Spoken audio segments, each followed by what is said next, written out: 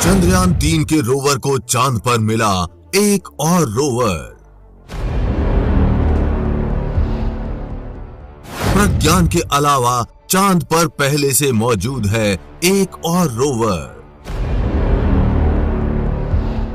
दोनों का आमना सामना।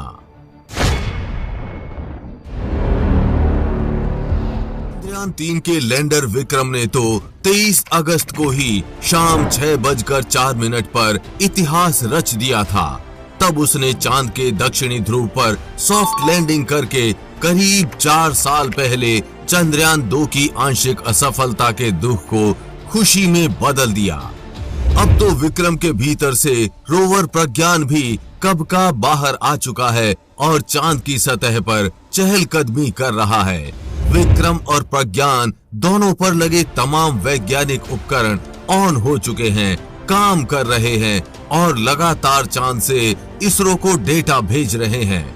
इसरो ने ताजा अपडेट में बताया है कि रोवर ने अब तक चांद पर 8 मीटर की दूरी तय कर चुका है। उसके पेलोड्स LIBS और APXS ऑन हो चुके हैं।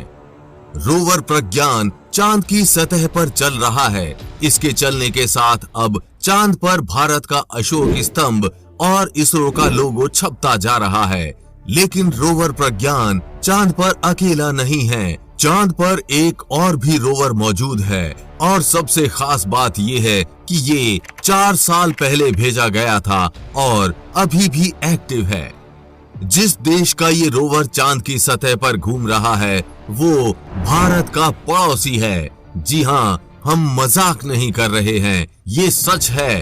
भारत चांद की सतह पर एक्टिव रोवर्स वाले केवल 2 देशों में से एक है।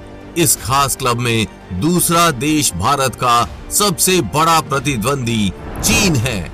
वही चीन का रोवर 4 सालों से चांद पर घूम रहा है।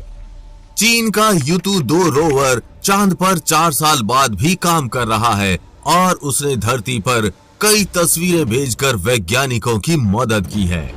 Yutu-2 को चांग-ई 4 मिशन के साथ भेजा गया था। इस मिशन के जरिए चीन 2019 में चंद्रमा के पिछले हिस्से पर लैंडिंग करने वाला पहला देश बना था।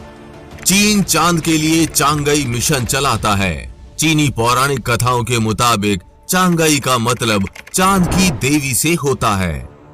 वहीं युतु का मतलब खरगोश है जो चांगई देवी के साथ चांद पर गया था। ये रोवर वॉन कॉर्मन क्रेटर में है। जनवरी में आए डेटा के मुताबिक ये रोवर 4 वर्षों में 1455 मीटर तक चला था। युतु ने तब एक तस्वीर भी जारी की थी जिसमें दिख रहा है कि वो एक क्रेटर में है। इसके साथ ही वो जहां है उस जगह एक बड़ा गड्ढा और युतु के पहियों के निशान थे। Yutu-2 भी प्रज्ञान की तरह ही 6 पहियों वाला है। इसका वजन 140 किलोग्राम है। ये रोवर भी सौर ऊर्जा से चलता है। हालांकि भारत का प्रज्ञान रोवर सिर्फ 14 दिनों तक काम करेगा, जबकि ये 4 सालों से काम कर रहा है। अब आपका सवाल हो सकता है कि जब चंद्रयान-3 का रोवर 14 दिन तक ही काम करेगा तो ये 4 सालों तक कैसे कर रहा है? तो इसका जवाब है डिजाइन। चांद पर दिन और रात 14-14 दिनों का होता है। जब चांद पर दिन होता है तो यहाँ का तापमान 100 डिग्री सेल्सियस से ज्यादा होता है। वहीं जब रात होती है तो तापमान -120 डिग्री से नीचे होता है, जो किसी भी मशीन की बैटरी को पूरी तरह खत्म कर सकता है। तो क्या Yutu-2 पर ठंड का कोई फर्क नहीं पड़ता? इसका जवाब है कि जब चांद पर रात होती है तो ये स्लीप मोड में चला जाता है। इस दौरान इसके अंदर मौजूद रेडियो आइसोटोप हीटर यूनिट इसे ठंड में बचाता है। इसमें प्लूटोनियम 238 का इस्तेमाल किया गया है, जबकि हमारा चंद्रयान-3 सिर्फ सौर ऊर्जा पर निर्भर है और इसे रात की ठंड से बचाने के लिए इसमें कोई यंत्र भी नहीं लगा है। इसलिए चंद्रयान-3 रोवर सिर्फ 14 दिन तक काम करेगा। भारत के रोवर प्रज्ञान के चीन के रोवर Yutu-2 से टकराने की कोई संभावना नहीं है। भारत का रोवर चंद्रमा के दक्षिणी ध्रुव के पास है, जबकि चीन का रोवर वहां से ज्यादा दूर तक नहीं घूम पाया है, जहां उसने पहली बार लगभग 45 डिग्री दक्षिणी अक्षांश पर जमीन को छुआ था।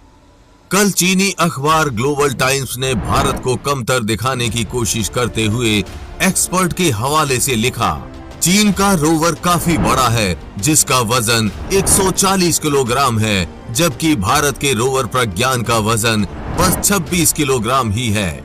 भारत का प्रज्ञान चंद्रमा की रात का सामना नहीं कर सकता और इसका जीवन काल चांद पर केवल 14 दिन का है।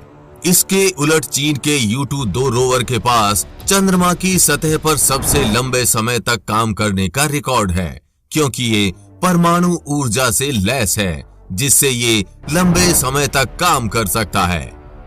ग्लोबल टाइम्स ने भारत के साथ चीन की तकनीक की तुलना करते हुए कहा कि चीन विभिन्न पहलुओं में भारत से कहीं अधिक उन्नत है।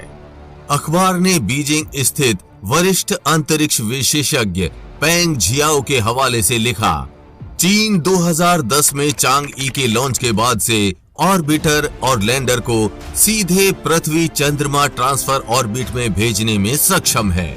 भारत के पास ये तकनीक नहीं है, क्योंकि उसके लॉन्च व्हीकल की क्षमता सीमित है।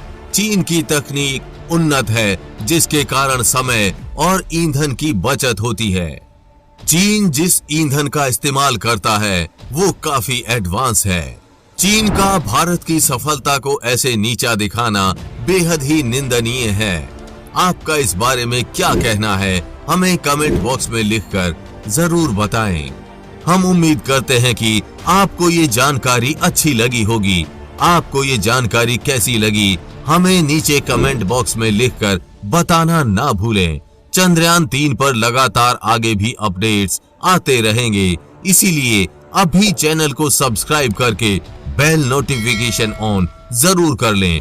वीडियो को लाइक और शेयर करना ना भूलें। जल्द ही मिलेंगे ऐसी ही इंफॉर्मेटिव वीडियोस के साथ और आपको कुछ अच्छा सिखाएंगे। तब तक के लिए जय हिंद, जय भारत।